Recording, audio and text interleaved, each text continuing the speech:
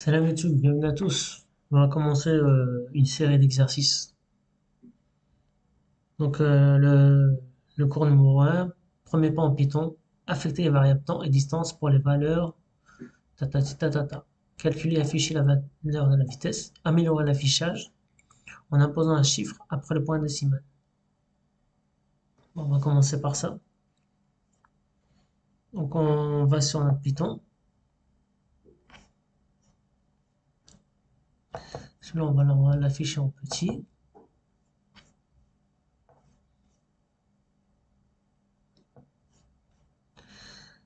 Temps, c'est parti. Alors temps, donc on déclare notre variable est égal. Combien ça nous a dit? 6, 892. 6.892. Ensuite, la distance 19,7. Distance 19,7. Qu'est-ce que ça nous dit après? Calculer, afficher la valeur de la vitesse. Donc là, en réalité, c'est un calcul tout simple, hein, c'est vitesse est égal à la distance divisé par le temps.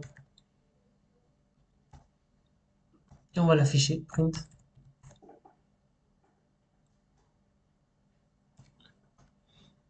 Vitesse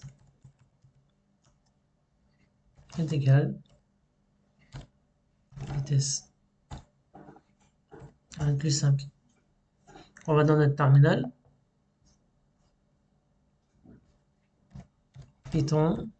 Là, on a un MA, tabulation. Voilà, notre vitesse en bas.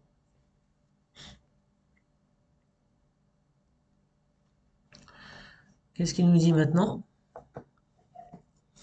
Améliorer l'affichage en imposant un chiffre après la décimale. Donc, on va arrondir. Donc, j'ai fait mes petites recherches sur le web. Pour arrondir une vitesse, on va utiliser round. Tout simplement. Donc, c'est une méthode. Donc, on va déclarer notre variable. Vitesse arrondie est égale à round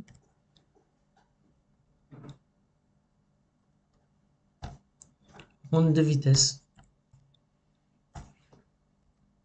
On va l'afficher. Print.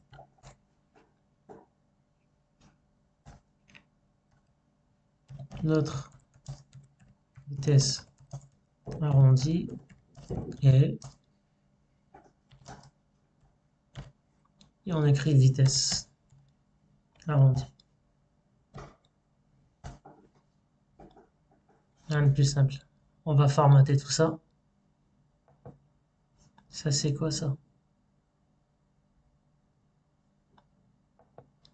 On s'en fout. On va dans Python, on va dans le terminal.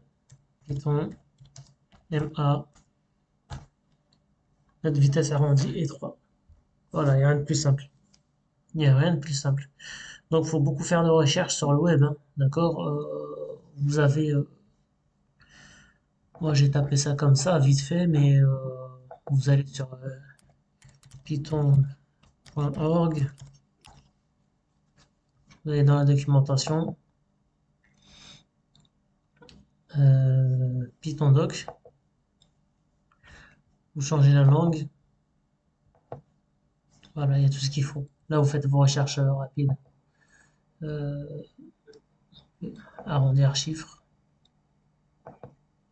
Et là, on a plein de choses. On n'a plus qu'à les chercher. Voilà, grosso modo. On va effacer tout ça. Donc, on va là, CTRL A, on efface. On va en dessous dans le terminal, on met clear. Ça y est. On retourne dans notre énoncé.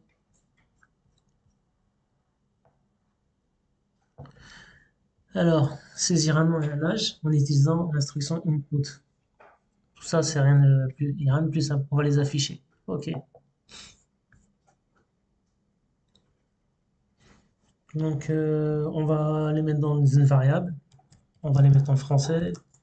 Impute, quel est votre nom, s'il vous plaît, et l'âge. Et là, on va, s'il vous plaît, là, on va copier tout ça. CTRL C, CTRL V, âge.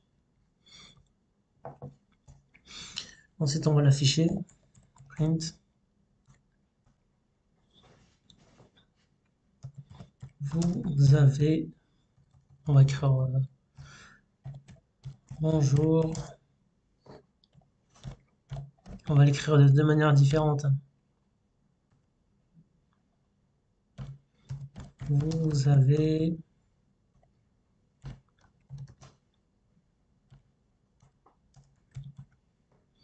voilà. Ce qu'on va faire, c'est qu'on va encore reformater tout ça. On va passer par CTRL droit, run main. Quel est votre nom?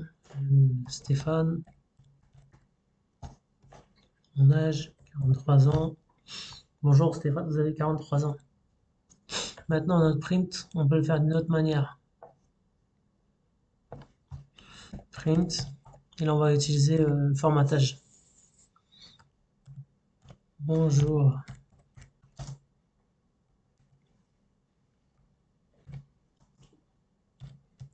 Vous avez...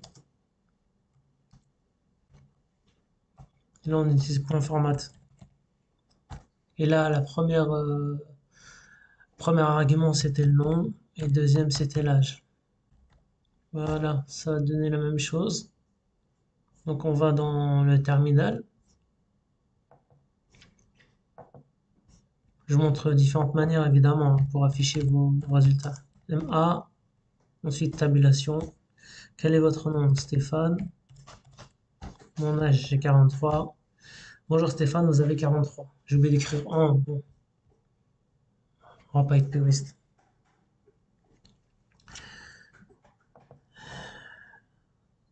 Raw input. Alors, raw input, on va pas le faire parce que c'est pas intéressant. On va pas rentrer là-dedans. Voilà. Donc là, c'est des choses toutes simples.